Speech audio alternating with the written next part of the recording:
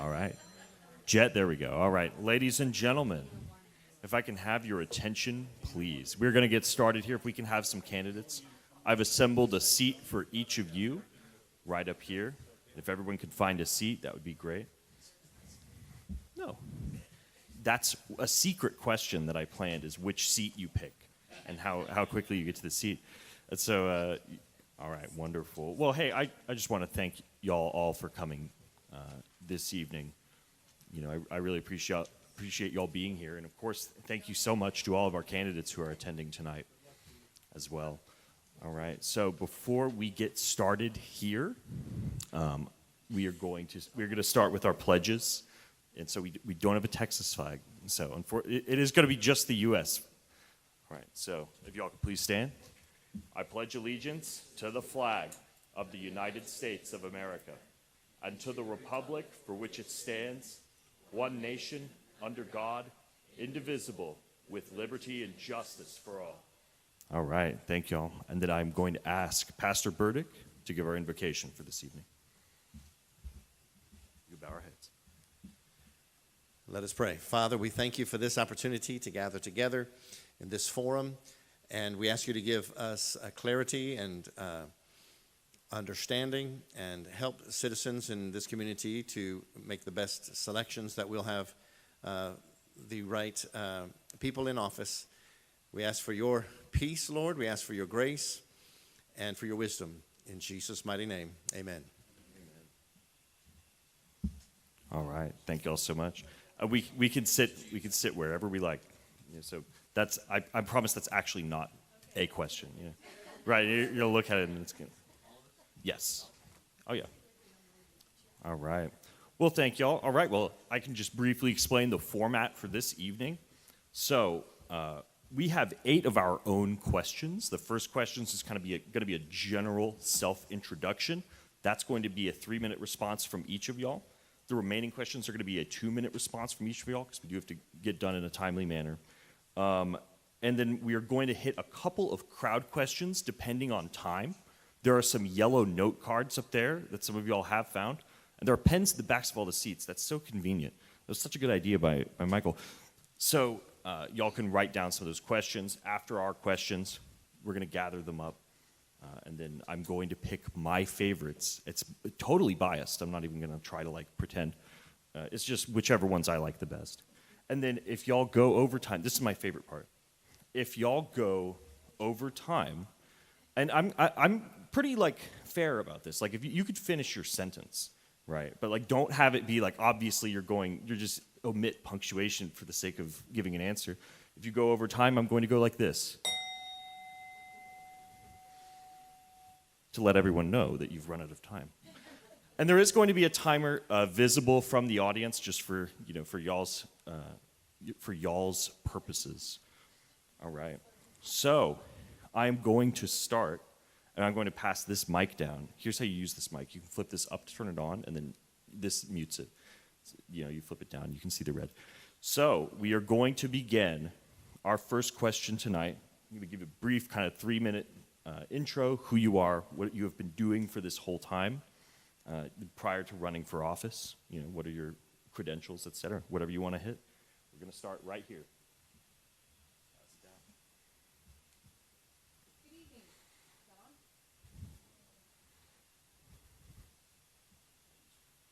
Test 1, 2. Do we have it yet? Oh, I found it. Test 1, 2. There we go. Okay. Good evening. My name is Sara Neel, and I'm running for Gillespie County Attorney.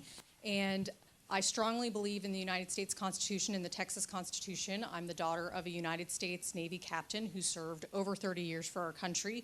And it was how I was raised, was to put the service of others before ourselves, but specifically even risking life and liberty of his own.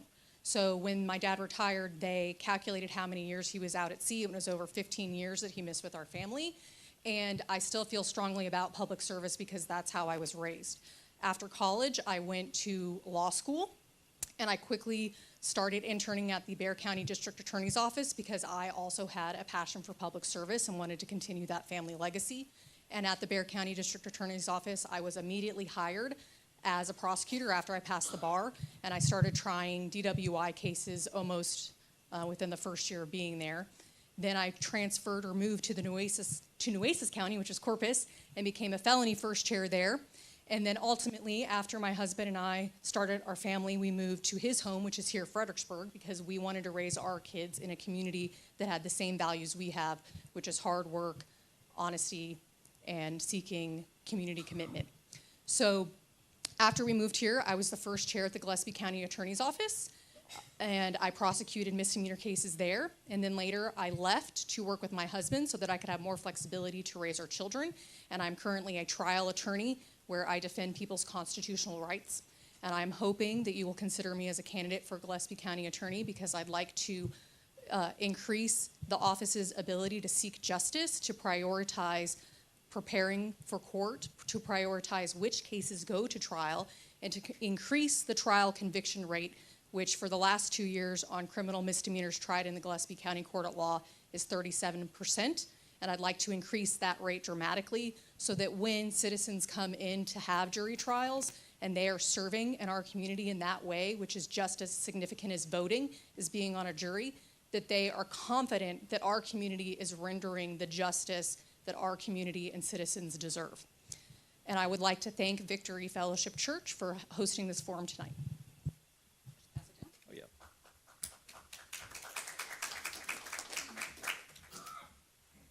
Good evening. Can y'all hear me? You got to flip that switch up. Okay, there we go. How about this? Better? Okay, so I'm about to throw a huge bucket of cold water on these whole proceedings. How many of you really like to pay taxes? Not any of us, right? Okay, I don't either. And I'm running for the Gillespie County Tax Assessor's Office. My name is John Huffman.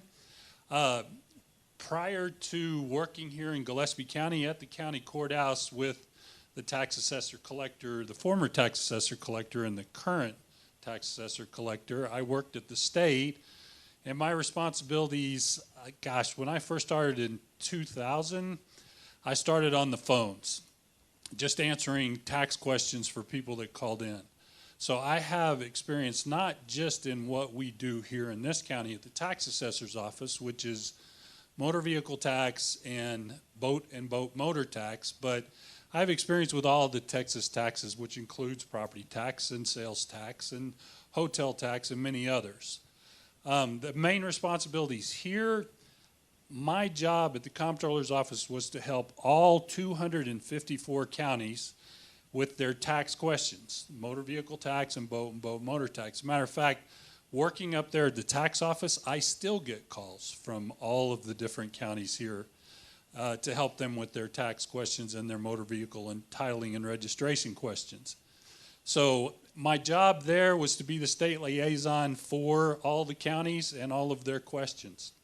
Additionally, my three goals were really public service. I've always been dedicated to public service and servant leadership, which is putting myself above others. I'm sorry, let me rephrase that. Putting others above myself, sorry. It's been a while since I've been in front of a crowd.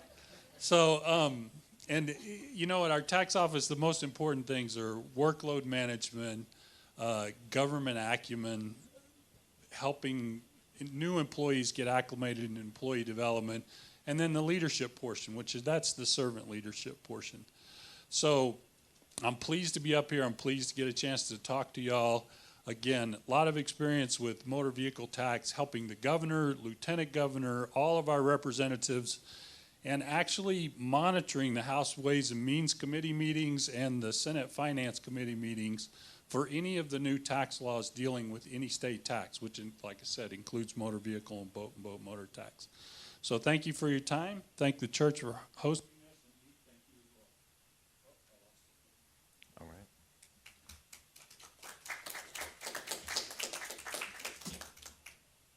Back? Are we back? There we are. Hi, good evening. I am Carol Brody Durst, running for County Tax Assessor Collector. My history basically, I guess, feels that I'm qualified. I have worked for this county and lived in this county my whole life. I worked in the county clerk's office for over 16 years, went to work for the Gillespie Central Appraisal District, where I'm currently the administrative assistant. God, it's hard to talk up here. But worked in the county courthouse. Probably about 30 years. So have the knowledge of the ins and outs of the courthouse, different.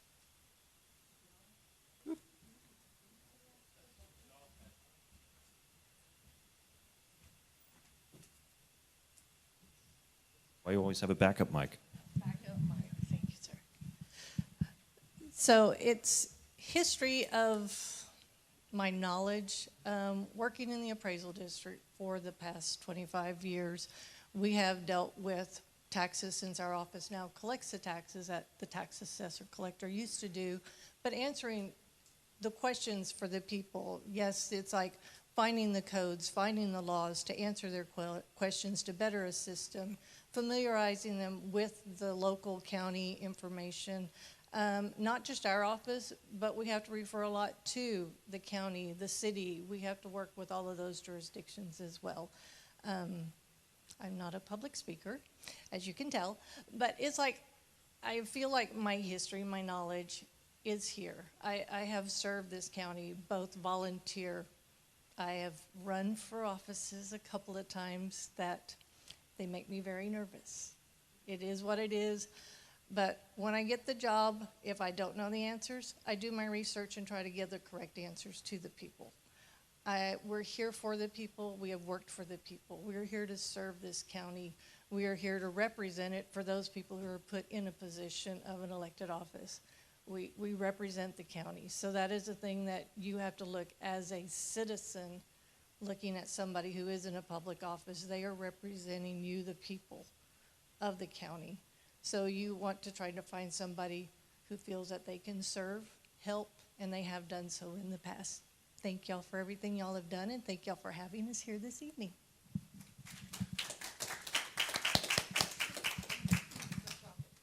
I'll do my best. Thank you. Good evening. My name's Steve Wadsworth. I am the county attorney here in Gillespie County. I want to thank Pastor Burdick and everyone at the Gillespie County Young Republicans for hosting this event and having us out here tonight. I'm going to be very honest, I don't enjoy talking about myself, but this is what we do. So let me tell you a little bit about myself. I am an Auslander. My wife, lovely wife of 35 years, we just celebrated our 35th wedding anniversary, is there in the red. She is the local Welge and Bassey family. She is 6th generation, and our children are 7th generation here. We have 3 wonderful children. We met at the University of Dallas. For those of you that don't know, it is a fairly conservative Catholic university in Dallas. It is one of the universities recommended by Fox News. We both got degrees in politics. I then attended the University of Texas School of Law in Austin. UT Law has been consistently rated the top law school in the state of Texas for decades, and it has also been consistently rated among the top law schools in the nation for decades. I'm going to go with, I was licensed as an attorney in the state of Texas in 1993, so I've been practicing law now for over 30 years. I'm going to focus on really just about my last 20. In 2006, I started at the district attorney's office here. At that time, it covered 4 counties, including Fredericksburg, Gillespie County. I was in the county attorney's office from November of 2006 until September of 2019. During that time, I became board certified by the Texas Board of Legal Specialization in criminal law in 2009. I then became board certified by the Texas Board of Legal Specialization in criminal appellate law in 2017. I am the only attorney in this county and every adjoining county that is double board certified in criminal law and criminal appellate law. In 2019, the commissioners selected me to become the county attorney here to take over for Chris Nevins. I then won election in 2020, and I humbly ask for your vote to be reelected into this position. We've done some marvelous things. We brought a new court online. We brought a new judge online, and our court has consistently been ranked as one of the most efficient courts in the entire state of Texas. And we look to continue that. There's been a lot of challenges, and we've met them, and we look forward to continuing to do so. The one thing I would like to emphasize is, as an elected official, my job is to represent you, the people, and to listen to you. So anytime you want to come talk, my door is always open to everyone. Thank you very much. All right, thank you all. All right. So for our next question here, it's Mr. Wadsworth. I'm going to give you back this mic because I was planning on going in reverse order for this one. So, but you're too kind. You gave me back this mic. All right. So for our second question, and this is going to be our 2-minute response questions. What is the issue that prompted you to run? And for our incumbent candidates, you can say that prompted you to first run. And what do you plan to do about it in office? And for our incumbent candidate, what have you been doing about it in office? What prompted me? Oh, just flip that switch up. You got it? There we go. Sorry, I should have checked that. Sorry about that. Oh, no worries. What prompted me to run was we need experienced, knowledgeable people in this office. I had been a prosecutor here in this county for over 13 years. I have dedicated myself to public service in this county, deeply invested in this county. We have a ranch here. We've been here. My wife's from here. My children grew up here. And I want to see this to be the best, safest community it can possibly be. And I knew that we needed someone with experience to take it over, and I had that experience. I had the qualifications, unique set of qualifications. No one else has the qualifications that I have. And so I stepped into the office, and we had challenges bringing in court online. We had challenges with the pandemic. We met those challenges, and we kept our court open and running the whole time, and we have no COVID backlog. We are able to move our cases quite efficiently, and we do so, and we try to do that in a very just and fair manner. And I'm just going to give a quick example of kind of what I'm looking at that got me motivated. During the ice storm, we saw real fast that in our community in Durst, we had no medical personnel. And when I joined the volunteer fire department right after the ice storm, I spent last spring going through the EMT program to become a licensed EMT here so I could help provide medical care to our community and to serve our community on a volunteer basis to help meet that. That's what I'm talking about. I think that what is really important and what motivated me was sacrificial service to the community. And that's what I intend to keep doing. Thank you. Let's go to Ms. Durst. What's the question? What is the issue that prompted you to run, and what do you plan to do about it in office? Running for office, it's something I have done in the past. I guess really wanting to do it is I kind of love that part of it, working for the county, which I did for so many years, serving the people of this community, assisting them,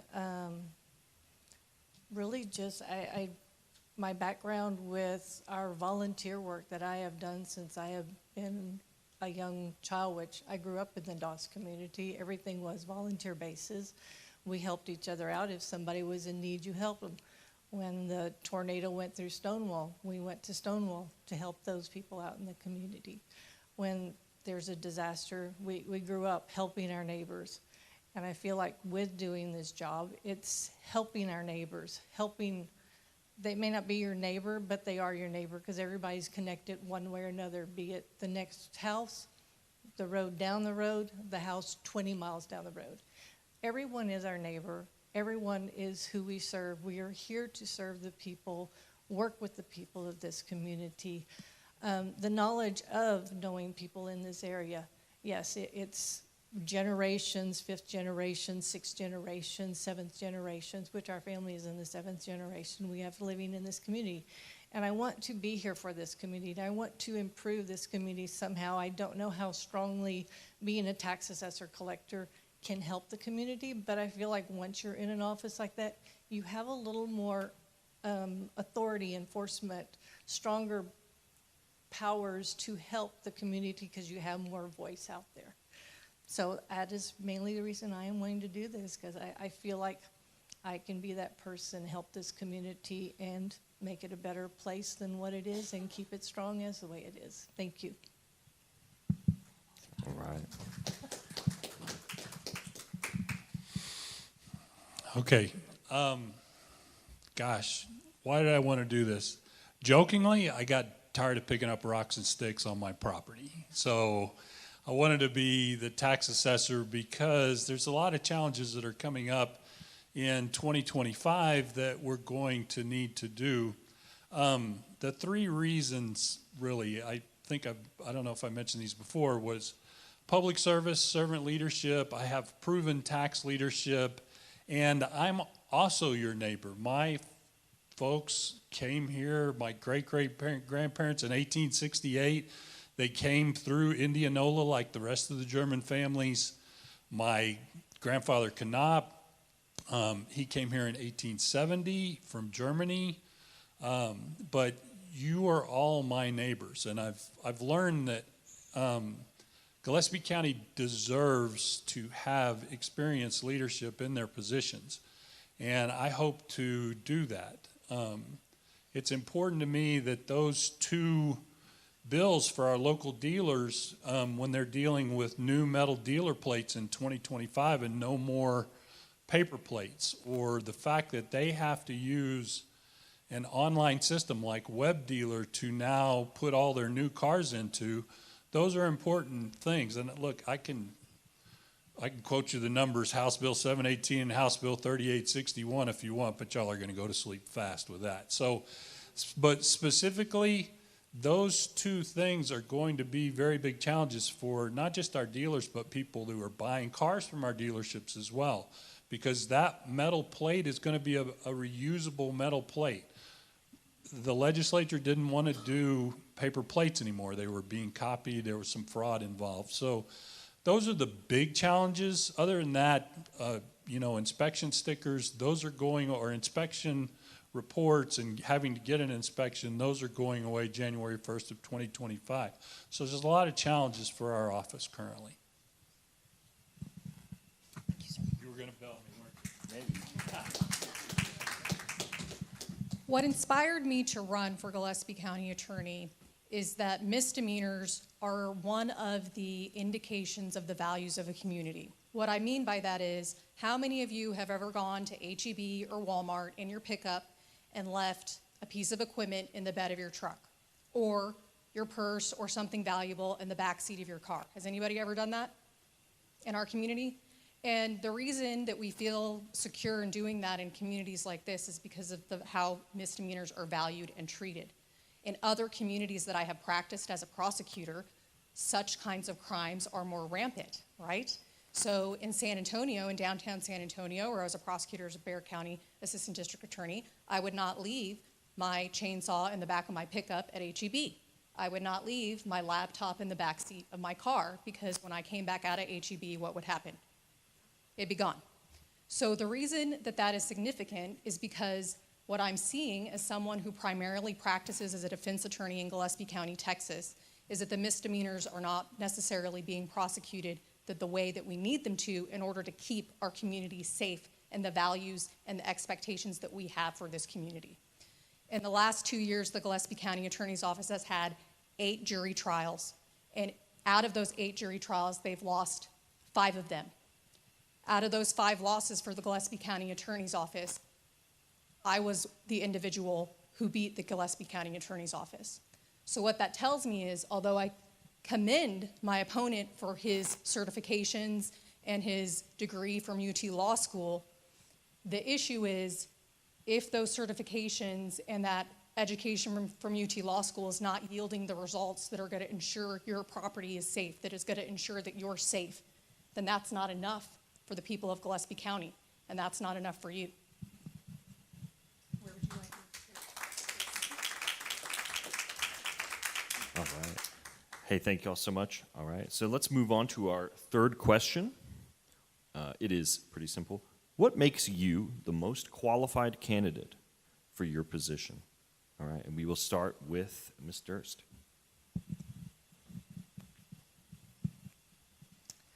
Most qualified was probably working with the state laws and codes that we have to do in the appraisal district. We are familiar with it. With the vehicle registrations, we also have to deal with the automobile registrations, which is a special inventory taxation that comes into play. So we have to work with the local vehicle dealerships in Gillespie County as well. The knowledge, or basically why I feel that it's like I've worked in this county. I've worked in the courthouse, and back in the day, we all knew kind of what every office kind of did to help people when they came into our office to refer them to another office.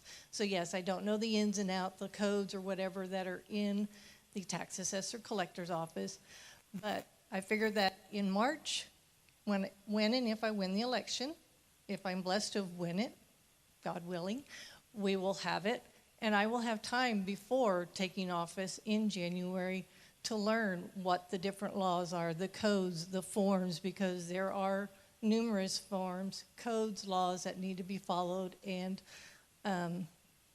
enforced. Make sure that staff, coming in, hopefully the staff will stay and they will be educated and they will even assist me in learning how to do in the process. And if there's anything else that needs to be changed or handled differently, listen to them. They're the ones who work there and take in consideration. Maybe there are procedures or anything that needs to be changed or updated. But I'm here to listen to people. I'm here to work with the people. And I feel like my knowledge of working with the state's laws, codes, that it's just another chapter in the book to turn the page and learn something else. Thank you.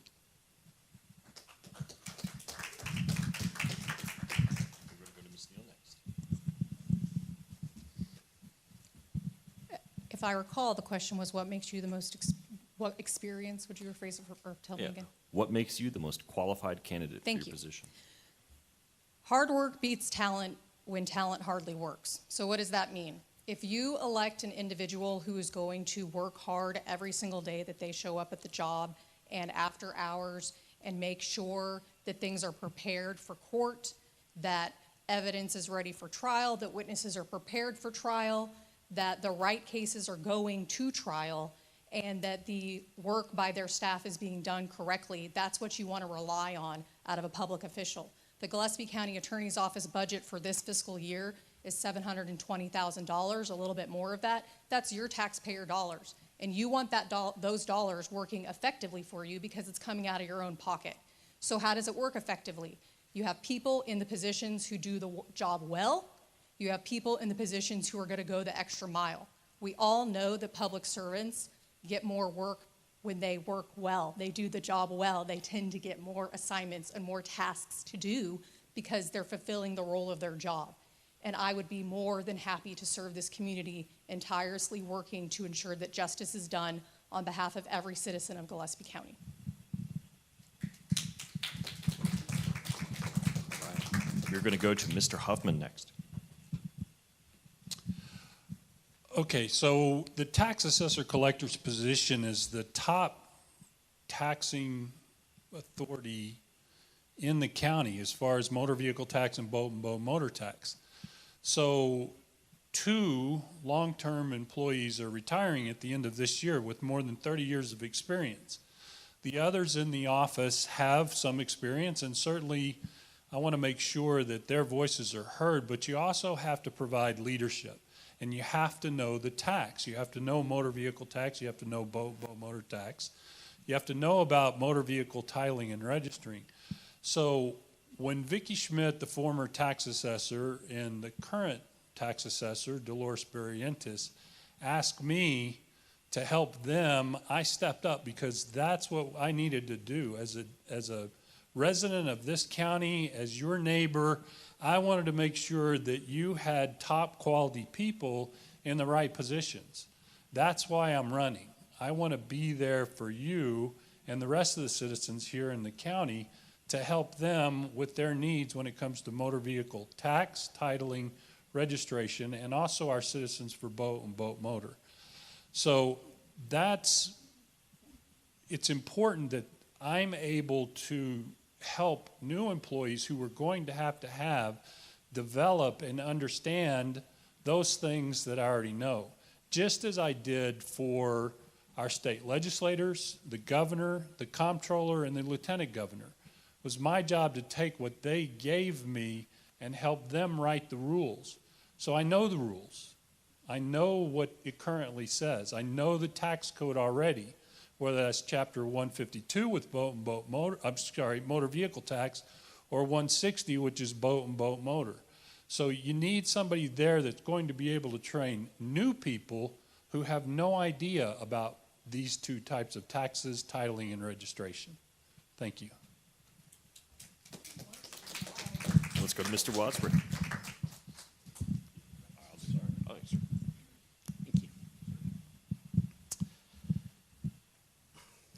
As I've already said, no one has the qualifications I have, but let me focus on something that to me is more important. I have almost 20 years experience as a prosecutor, and with that comes wisdom. My job, a prosecutor's job in the state of Texas, is not to convict. It literally is to see that justice is done. If you want to try cases for convictions only, that's easy to do. You pick cases that are slam dunks for the state, and you don't plead them, and you move them, and you try them. That's easy. You'll quickly have a huge backlog. My office handles and clears about 1,500 cases a year, and it's increasing. Last year, we had 1,100 new cases come through the office. 99% of those cases are going to be resolved by some form of a plea bargain. The vast, vast, vast majority of them plead out because we know what we're doing, and we move our cases, and we tend to our business. We also have people like Mr. Huffman was talking about. You have to train people. And that's part of what we do too. My office, quite frankly, is fairly aggressive in the prosecution of crimes. 2 of my children work at HEB. I take what goes on in our county very seriously. I live here, and I've lived here for a long time. I want our community to be as safe as it can possibly be, and I want to do that in a way that is as fiscally responsible as possible. And that's what I've done. The vast majority of our cases are handled by plea bargains, and we are aggressive in what we prosecute. And we will continue to be aggressive in what we prosecute. Thank you. Thank you. All right. Hey, thank you all so much. All right, so we will move now to our 4th question. In your opinion, what is the biggest issue the county government currently faces, and how would you work to solve it?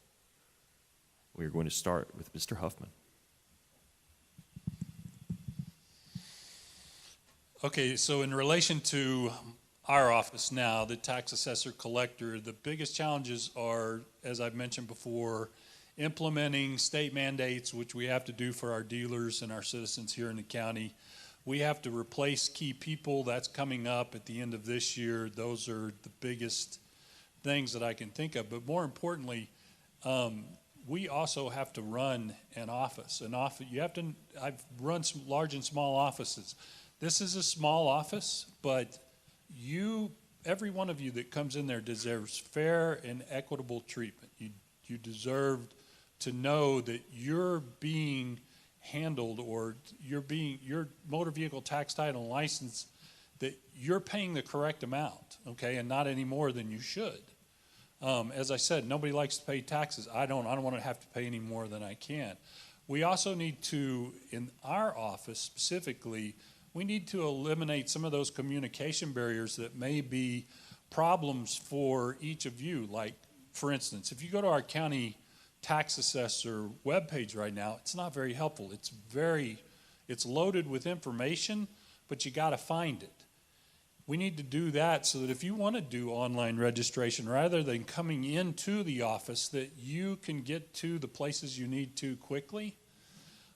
Secondly, while COVID is still going on, there are certain things that we could do in the office that would certainly be more office friendly, like those shields. It's very hard for some of y'all to hear me and me to hear you when I'm helping you or assisting you with your tax tiling and registration.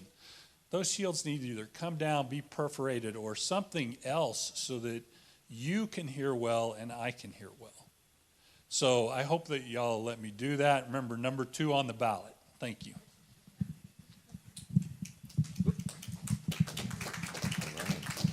Hey, thank you all. We are going to go to Mr. Wadsworth next.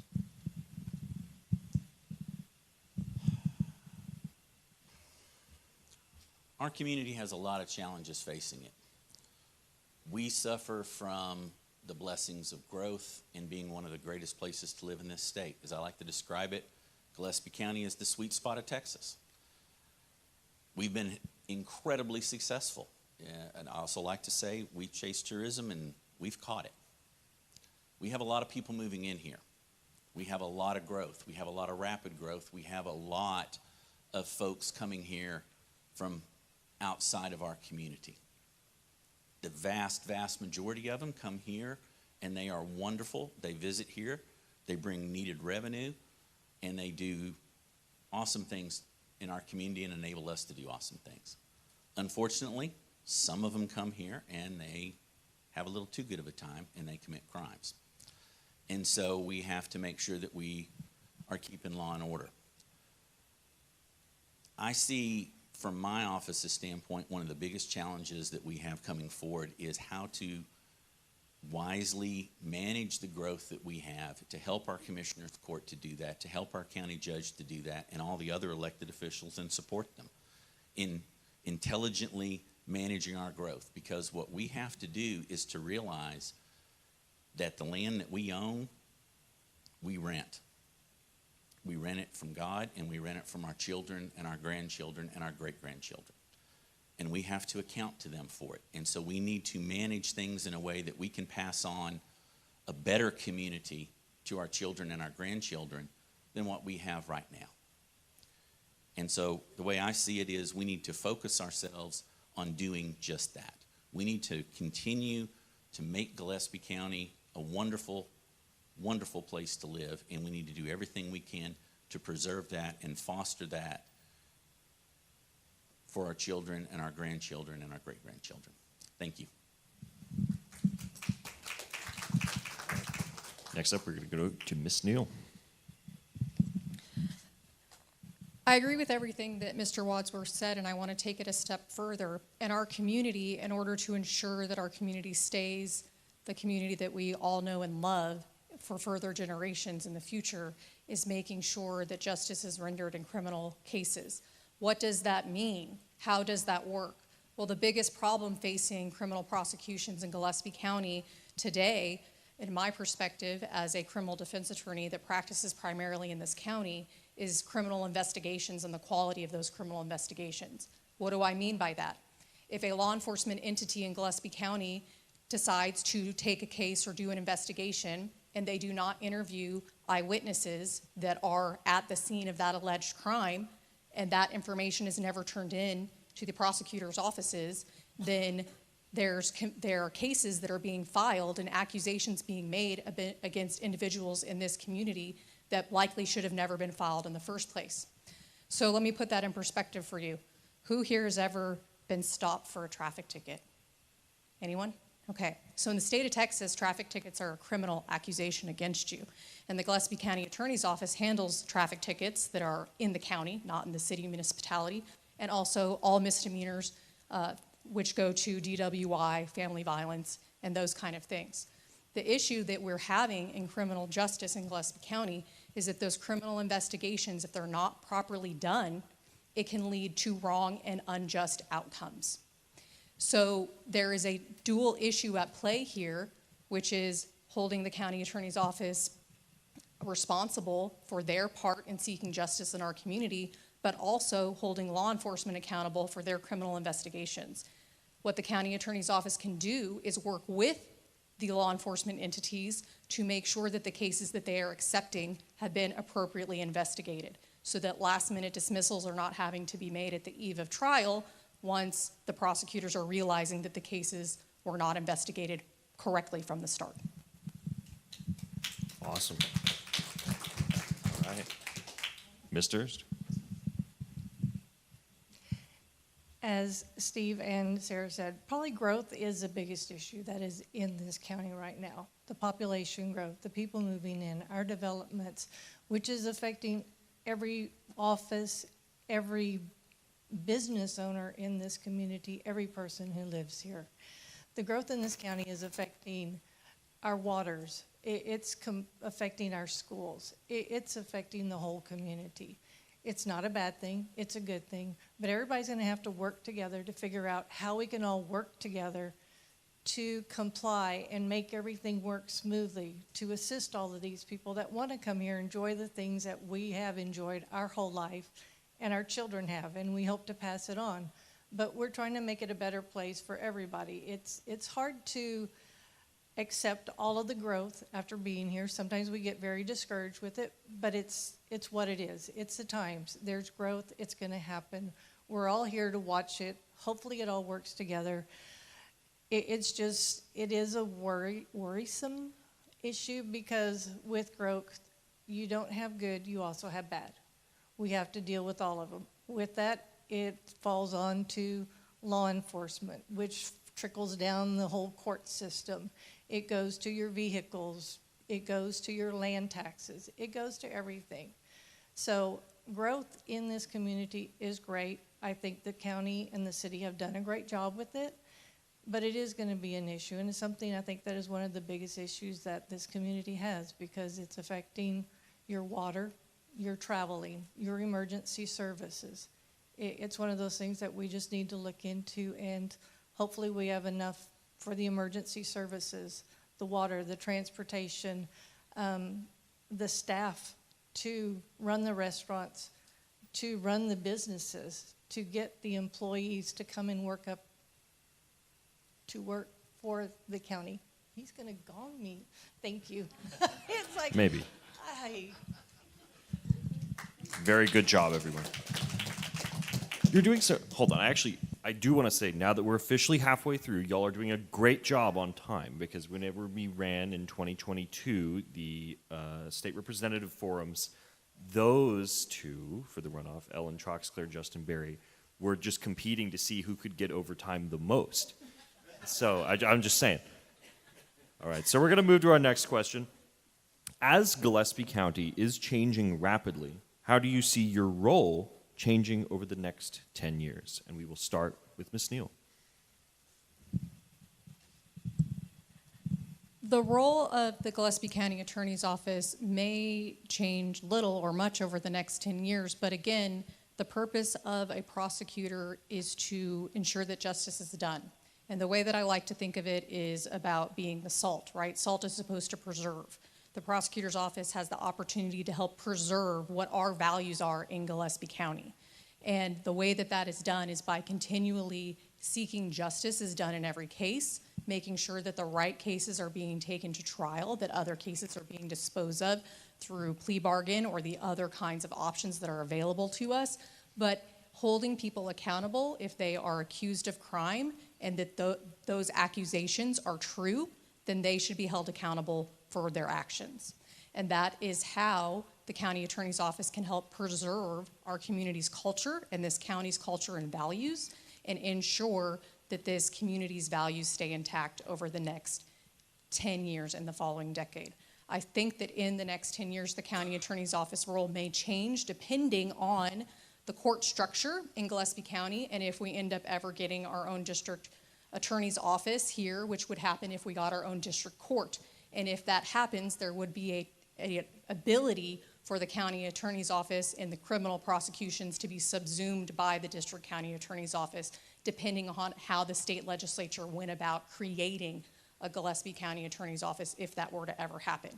If that did happen, the role of the county attorney's office would primarily be to assist the commissioners, which is also part of the role of the county attorney's office now, is to assist the commissioners by researching legal issues for them and also the county judge. And that area may grow, as well as also taking on some civil legal issues for the county as well. But again, that would all depend on the state legislature. Wonderful. All right. We're going to go to Mr. Huffman next. As far as the tax office goes, the next 10 years will certainly be challenging. I think the biggest thing that I can see is that the county courthouse, we are outgrowing. Plus the fact that it's a historical building. I don't know how many have been to the courthouse, but the ladies' restrooms are on the basement and on the second floor. The men's is on the second, or the men's is on the second, the ladies is on the third. We're not very handicap accessible as well. So if I were to say the biggest challenge in the next 10 years would probably be that at some point we're going to need to move out of the courthouse. We'll have to see how that goes. I have no knowledge that we will be doing that, but I think if I'm looking that far in the future with my crystal ball, it's probably going to be the courthouse will become more of a historical building and will need to move. Especially as the population increases, we'll also need higher staffing levels in the courthouse. And because of that, there's just not enough room right now for that. The elections office is in one place, property taxes in another. So we have some challenges with available space at the moment. The other thing is obviously the legislature is going to do what the legislature is going to do. You want somebody who knows the players that are there, or the one who has hired the people at the comptroller's office in tax policy and knows those folks who he can call and say, hey, what's going to change this legislative session? What are you working on? What do we need to start getting prepared for? So near term, it's always a legislative session, and what are we going to have to do, like the recent state mandates and so on. Thank you. Thank you all. All right. So next up, we're going to Mr. Wadsworth. Thank you. You know, 10 years goes by in a blink of an eye, and then sometimes it can go by for a very long time. So when you talk about what's going to happen over the next 10 years, I'd like to kind of take this at a different approach. I want to take it from the approach of the taxpayer and the citizen, which is I believe firmly that we need to be holding some public forums just like this, but involve everyone and talk to the community and see where Gillespie County wants to go over the next 10 years, 20 years. We're going to have a lot of growth. We all know that. That's going to mean a lot of change. There's also an opportunity to save a lot of taxpayer money. One of the ways you could do that would be to abolish the county attorney's office and create a criminal district attorney that houses everything. There would be some savings there for the taxpayer. I think that is a discussion that needs to be had. Whether or not Gillespie County wants to go ahead and have its own district court, there's some other savings that could be potentially had. That is a discussion that needs to take place. Personally, I don't like the idea of government and people telling the citizens what we need to do or what we're going to do. I think that is completely backwards. I think it needs to be the other way around. We are your elected representatives.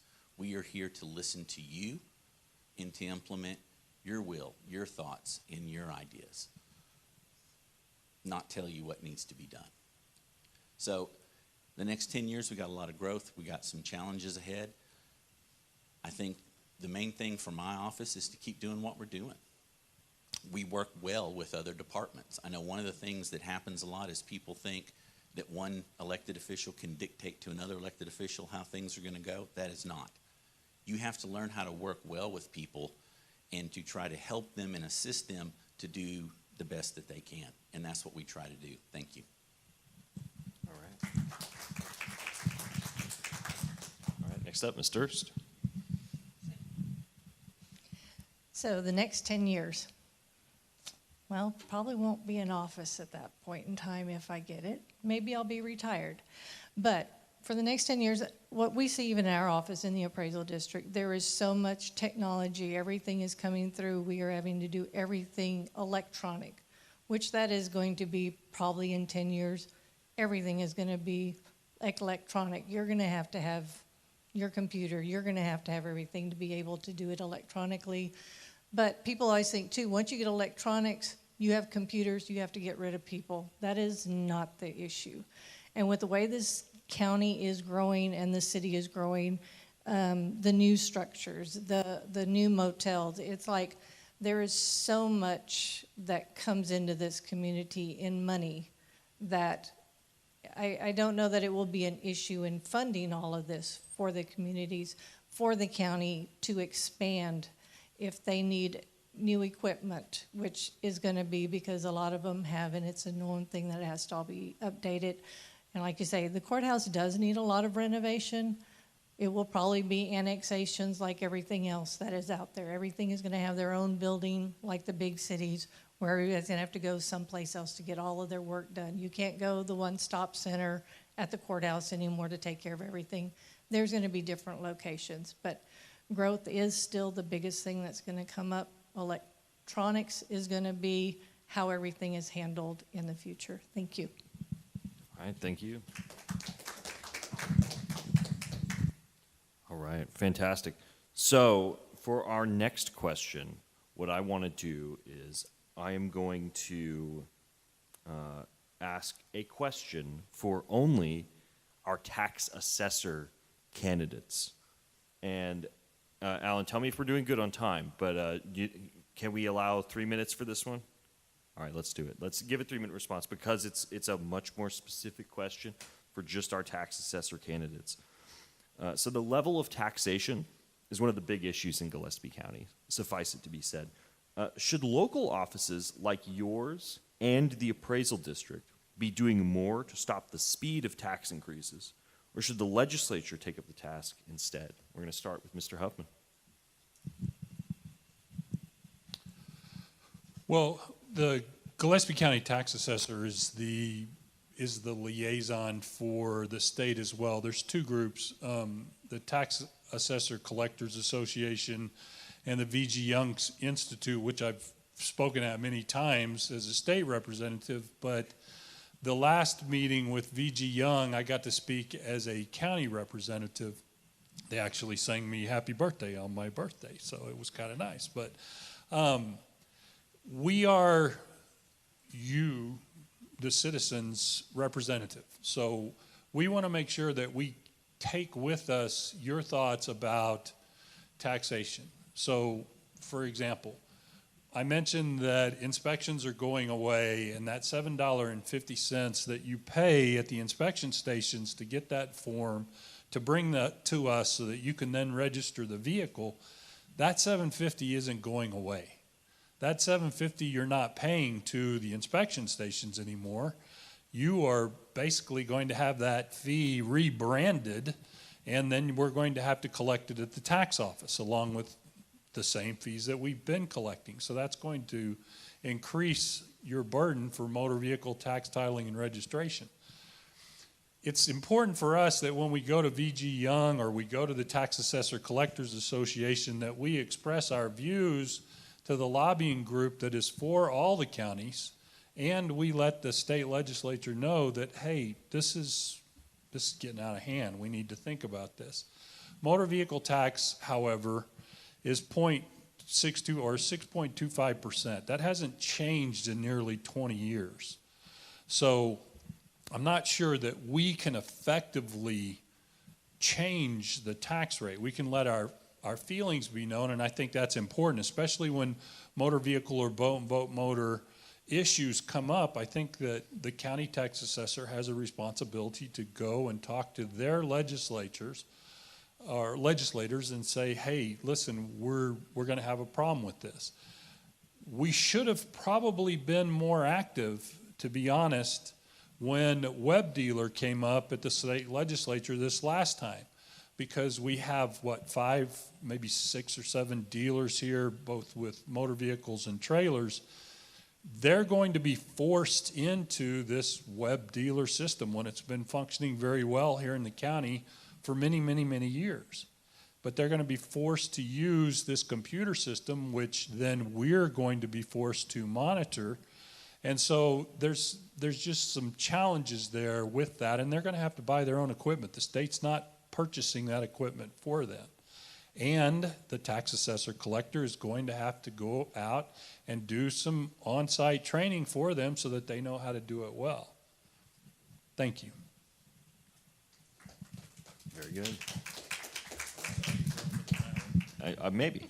All right. Let's go to Ms. Durst. Can you read the question for me again? It's like I interpreted Absolutely. it a different way. It was a little long. So the level of taxation is one of the big issues in Gillespie County. Should local offices like yours and the appraisal district be doing more to stop the speed of tax increases, or should the legislature take up the task instead? No, it needs to stay county level. And the taxes actually aren't set by the tax office or technically the appraisal district. It is set by every taxing entity. The tax assessor collector only basically collects taxes. So there isn't really a control.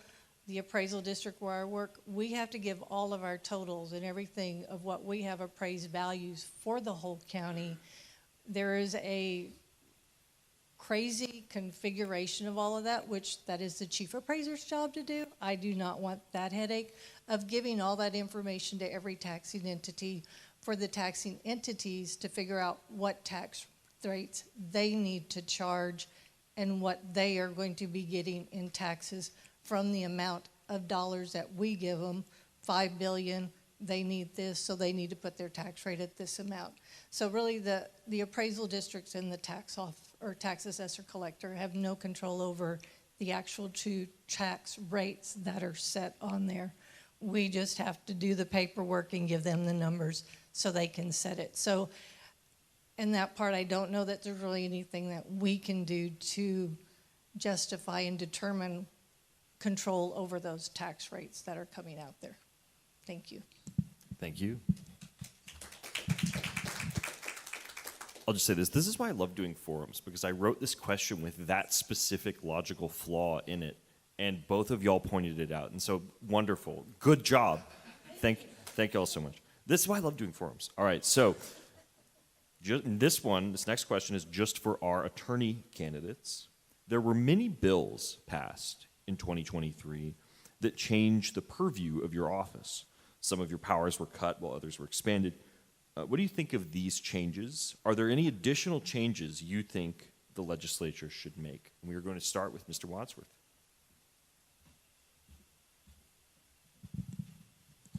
Thank you. Yes, the legislature did change some things. They did what they always did, which they ever keep expanding the list of crimes that we are to prosecute and laws that we are to enforce. That just kind of comes with the territory. There were some changes. There were some, depending on your stance on some of these issues, they could either be fairly hot topics or not. One of them is we clearly live in a very pro-life state, and they squarely put enforcement of pro-life issues in the hands of prosecutors. I can tell you, I have been pro-life my entire life, born and raised Catholic. I have absolutely no trouble enforcing that law and will do so. The other thing that they did is they talk about election integrity. They've moved that. It bounces sometimes between the district attorney and the county attorney, whether they're felony or misdemeanors, and they keep moving those things around. I think that is absolutely critical, that we have to have our elections be fair, open, and transparent. And most importantly, all of us have to believe that it is and think that it is. And so election integrity is crucial. One of the things that our office does is we work with the district attorney to enforce those laws, and I think that's important. Kind of one of the big topics, of course, is border security. And we've got to keep doing that, and we've got to keep working hard on that. What I would like to see the legislature do is to sit down, work with prosecutors, law enforcement, everyone, to try to come up with a way to finally secure our border, because if we can't maintain the integrity of our state, it's hard to do much else.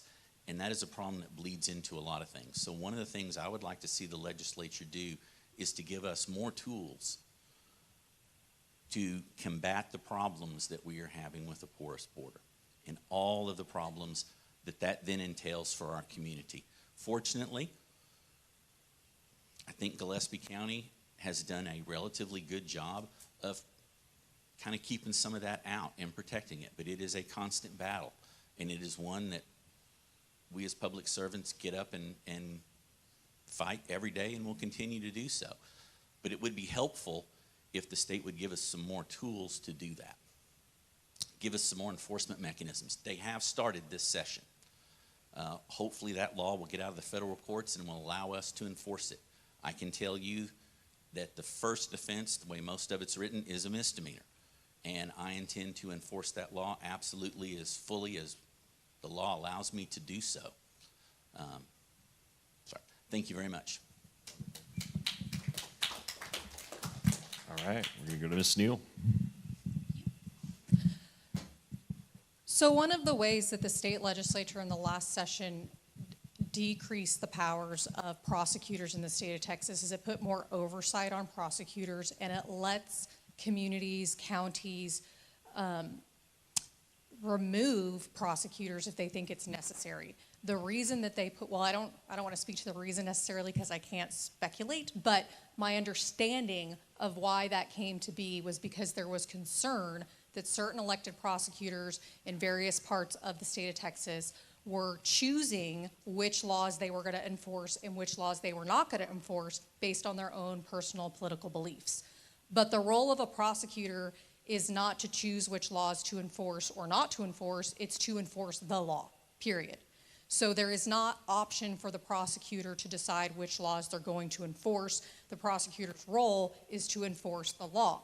So I agree with my opponent that there was a new legislation or has been new legislation regarding abortion and what can happen if someone is accused of committing an abortion. That's now a crime in the state of Texas. And I too have been pro-life my entire life. I value the sanctity of human life. We're all created in God's image. And I also would have no problem prosecuting that offense because, again, it doesn't go to what my political beliefs are, even though my political beliefs do line up with the law in this situation. The role of the prosecutor is simply to enforce the law. That also goes to the new immigration statutes regarding criminalizing entering the state, as an illegal alien, as the Code of Criminal Procedure is now going to have a definition for that. And that law goes into effect the same day of our primary election, the actual election in this contested race, March 5th of 2024. And that law specifically is, again, something that is not optional for a prosecutor to enforce. But I do still agree that we do have a major problem with our border and people being able to illegally enter our state and how that is crippling our state in various ways. Specifically how it affects the criminal justice community is it can flood our jails, it can increase expenses to transport individuals who shouldn't be here and have to be removed and sent back. It also takes a lot of our troopers and DPS law enforcement that used to be patrolling here in our county and surrounding counties are now having to go and be assigned to the border. And that means that your taxpayer dollars are now being spent on that instead of here in your own back door and your communities protecting you. So again, I believe that prosecutors' role is simply to enforce the law. It's up to the voters and the state legislature to determine which laws become the law, right? That's up to the voters and who they vote in as state legislatures and what the legislatures do. It's up to the prosecutors to enforce the law, and then it's up to the appeals courts to determine if a law is constitutional. So the prosecutor's only role is to enforce the law, and I would do that. Very good, very good. All right. So for this last for this last question. I am going to. This one is a little easier, so let's do 1 minute. This might it might not be a freebie. This might be the hardball question. No, probably not. All right. What do you admire most about your opponent? We're going to start with Miss Durst.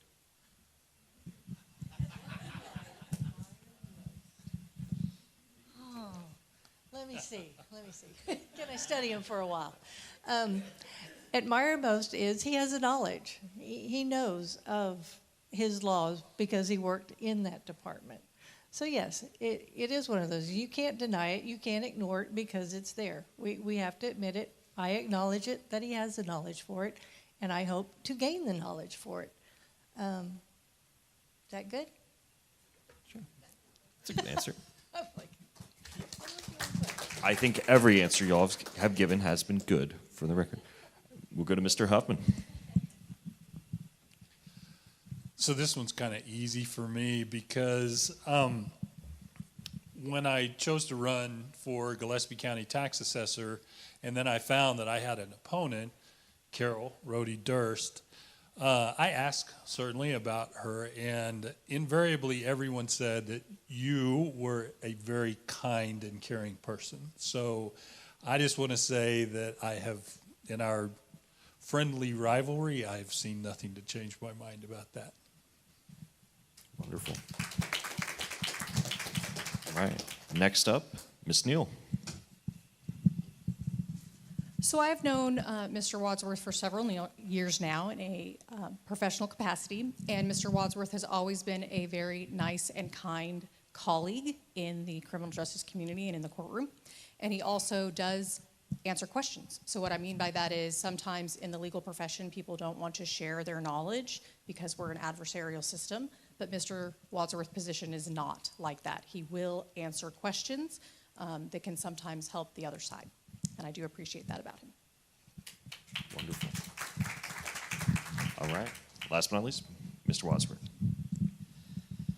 As Ms. Neel said, we really know each other professionally. But what I do know of Ms. Neel is that she and her family are dedicated Christians. They go to the same church that one of my wife's uncles used to attend before he passed. And I admire that and a strong faith commitment in anyone, first and foremost. Ms. Neel is also a mother.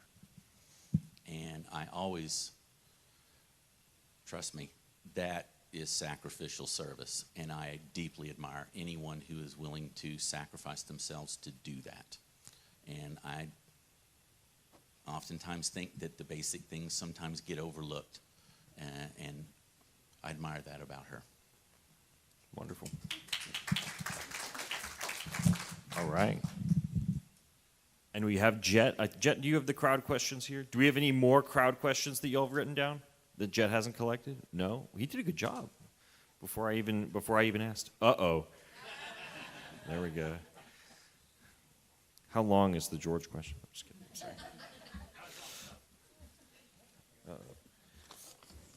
I don't think chemical engineering. I don't know about. Do they know? I don't think so, George. I'm sorry, George. I'm sorry. All right. Let us go through our questions here.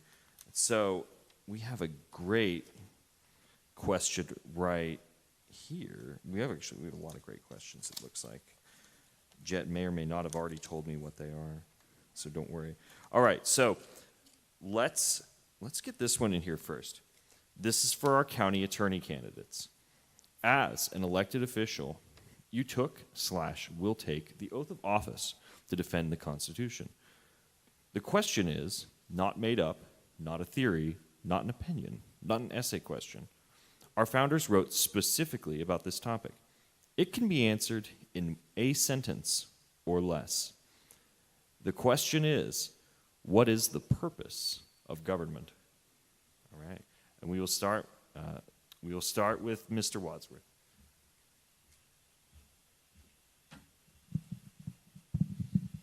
Very good question. Trying to remember back to my schoolhouse rock, but I'm pretty sure it's to secure the blessings of liberty, to promote prosperity, but basically it is to do the will of the people and to protect and promote our laws, pursuit of happiness, and protect property. I know I'm a little off on that, but I think that's in the ballpark. I hope that's what they were looking for. All right. Ms. Neel?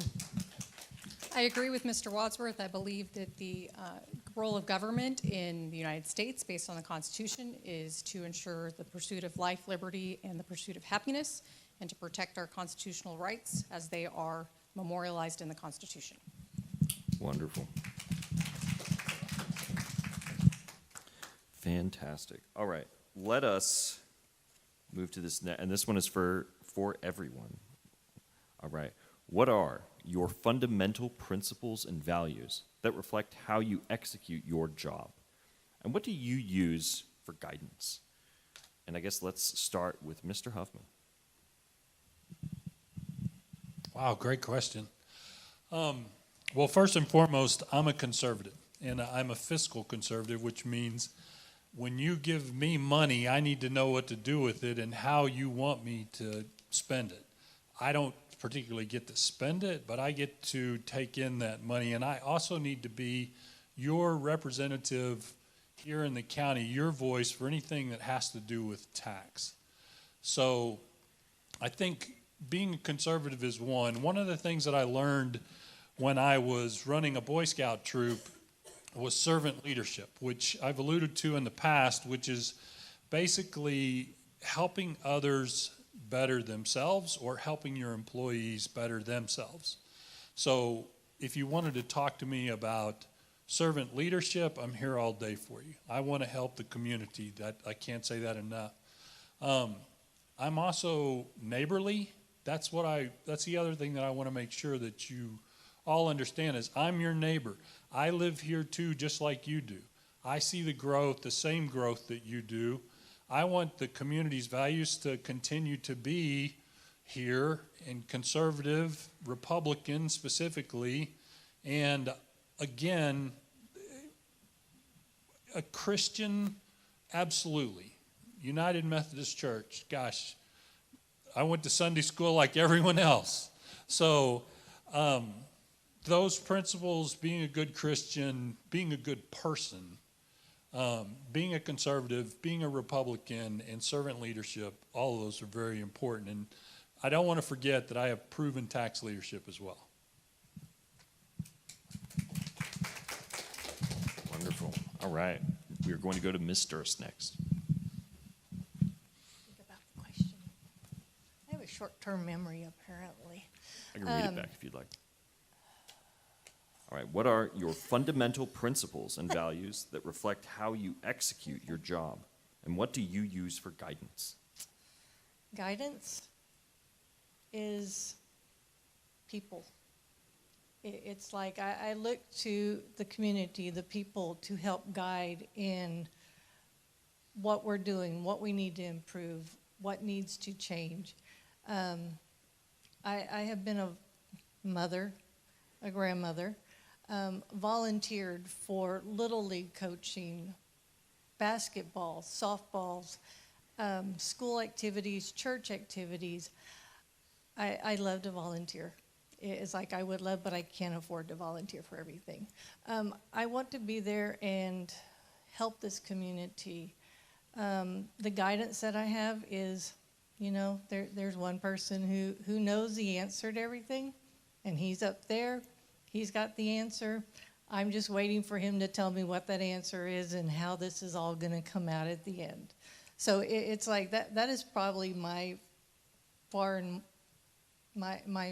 faith is probably the strongest part that gets me through this, helps me through this, with all of the ins and outs that we have had in family, work, trauma, country, community. He is the one who's been there to help us through this and get us through it. The community has been there great and supported my family when we've needed it, and I appreciate that. I just look for all that guidance from the community, and I hope to be there to help and support these people of this community. Thank you.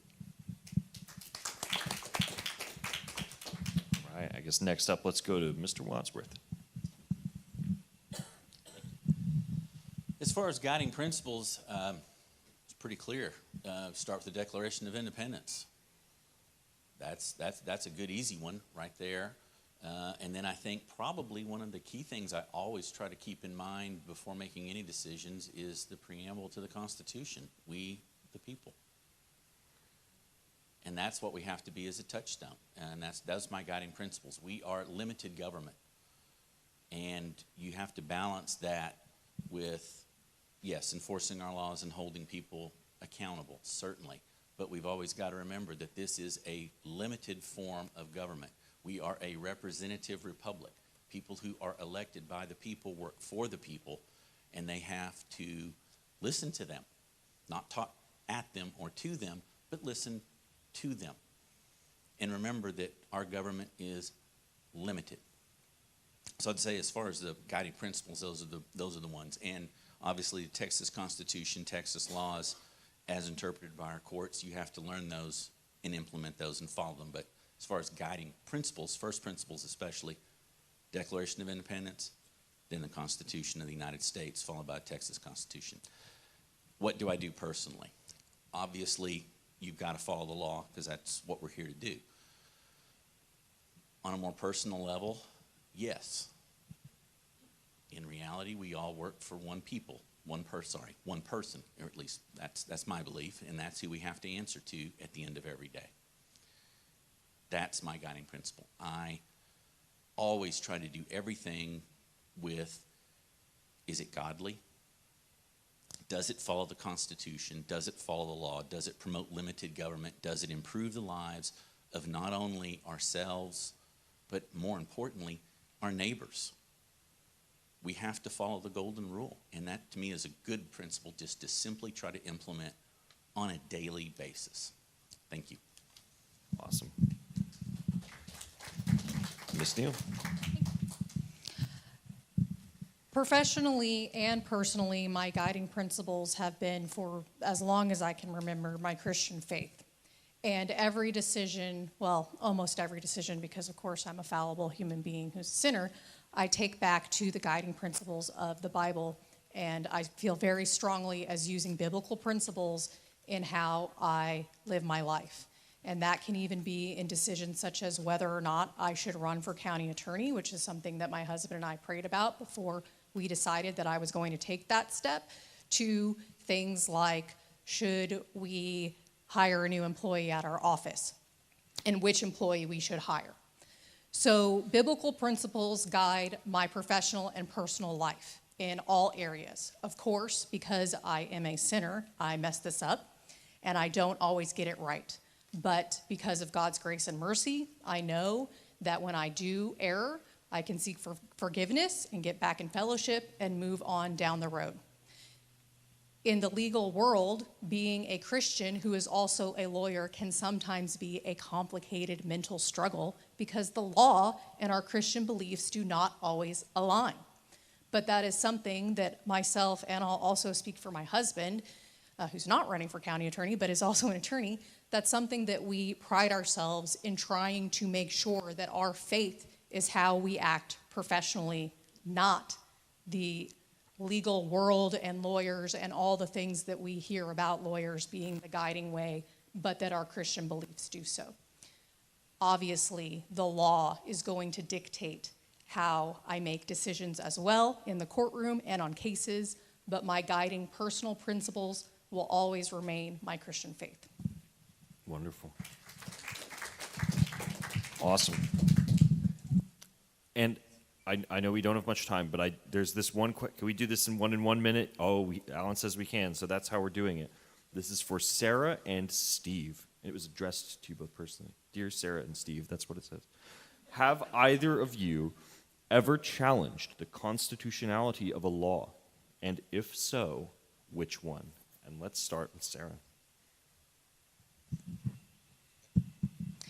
The venue to challenge the constitutionality of a law would be through the appeals process in the appeals court. You can also make a record of that objection at the trial level to preserve that error so that you can appeal it. And I'm trying to think back through all of my cases, and I know for sure that there have been times specifically, Ms. Wilkie is here, our elected district attorney, in jury charge conferences where I have made objections to preserve a record for a client that may be able to appeal a constitutional issue in their case. So yes, I have done that.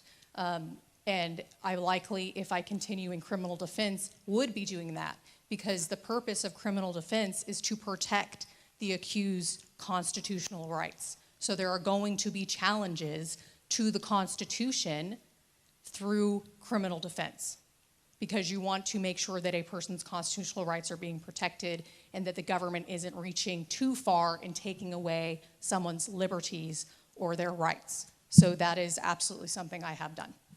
Awesome. Mr. Wadsworth. I'm trying to think. Since I've been doing this for almost 20 years, usually the way prosecutors are is we're on the side of defending the Constitution and the laws.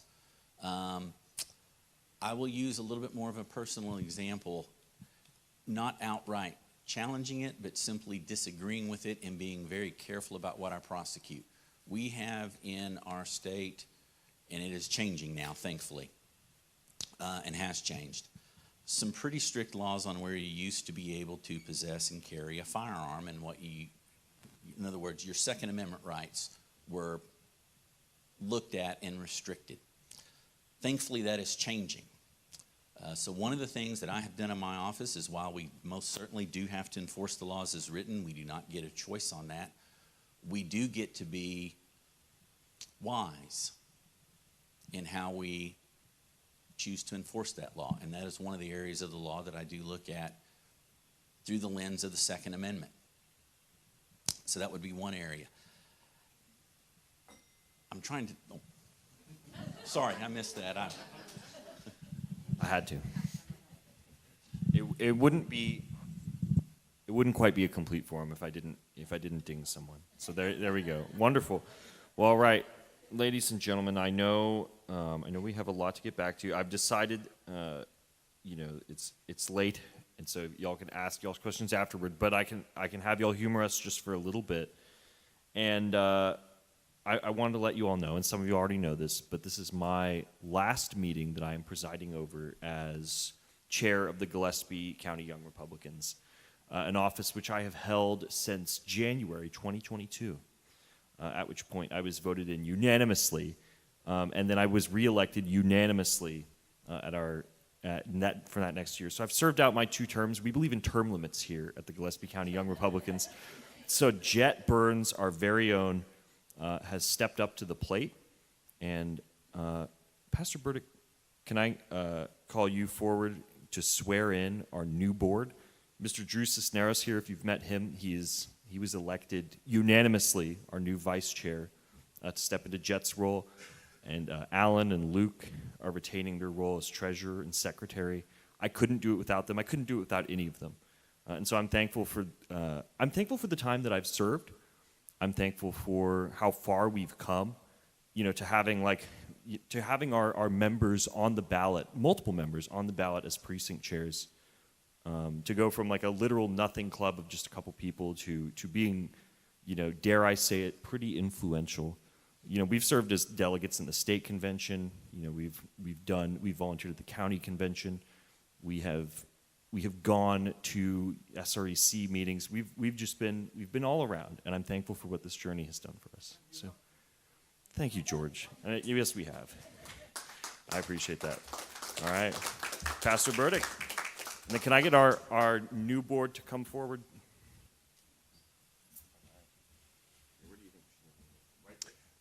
Okay, all right.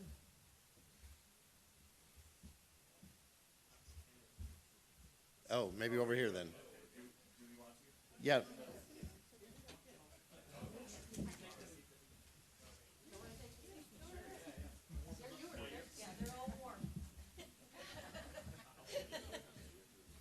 Who gets a hot seat?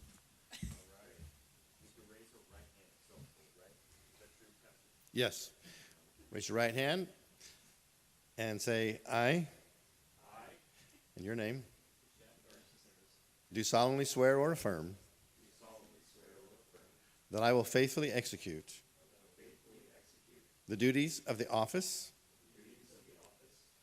and then state your office, of the Gillespie Young Republicans, and will to the best of my ability preserve, protect, and defend